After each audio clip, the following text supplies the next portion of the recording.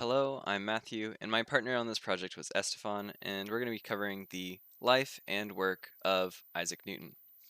So, kind of on his background, Isaac Newton was born in Lincolnshire, England on Christmas Day in 1642.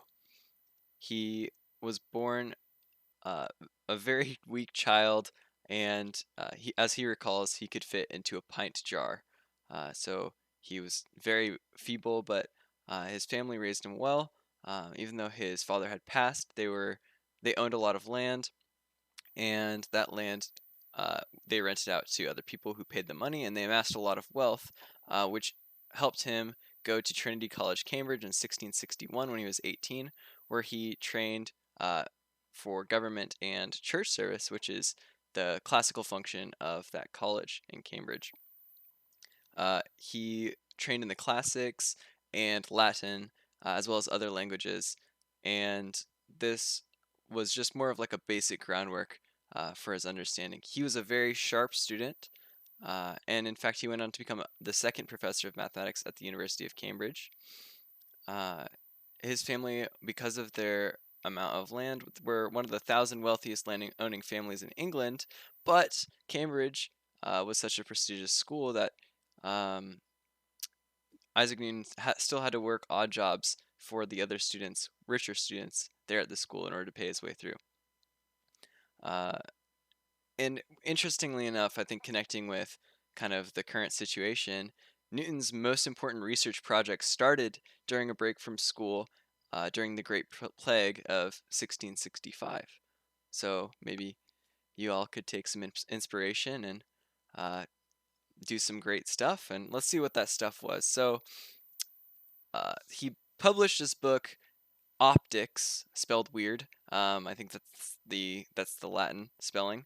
Um, but it covers these phenomena of light, and in it, among other things, he talks about how white light is actually a combination of all the other colors of light, and he has some experiments that are very well detailed that really do start the basis for the scientific method, and other scientific research projects um, have to live up to that standard from Newton's work on optics. He also did some phenomenal work with motion, where he established three fundamental laws of Newton's fundamental laws of motion, the three laws that you're taught about in physics, and he also formulated the equation that describes two-body gravitation. Uh, Newton actually didn't formulate a lot of the other closed form equations. There's actually no closed form equation for more than two bodies uh, orbiting around each other, and Newton couldn't solve that problem um, for the rest of his life. In fact, he had to come up with an explanation that it was the hand of God that uh, that was holding all of the planets in balance because his equation didn't describe how they actually moved.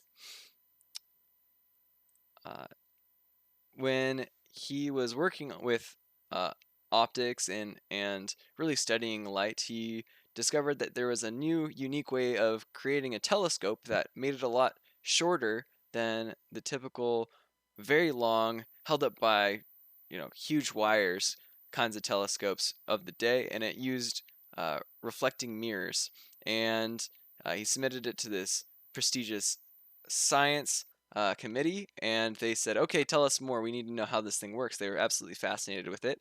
So he wrote a paper about it. But Christian Huygens and Robert Hooke both were contentious over this paper and the things that Newton had to say with it, and it led Newton to become largely silent in the scientific community ever since this disagreement between him and Huygens and Hooke. He was not a big fan of it and would rather not have another controversy like that, so he didn't really bring anything up ever again. For the latter half of this presentation, I will hand it off to Estefan, who is also uploading a video, and you can check that out for the end of the presentation. Thank you.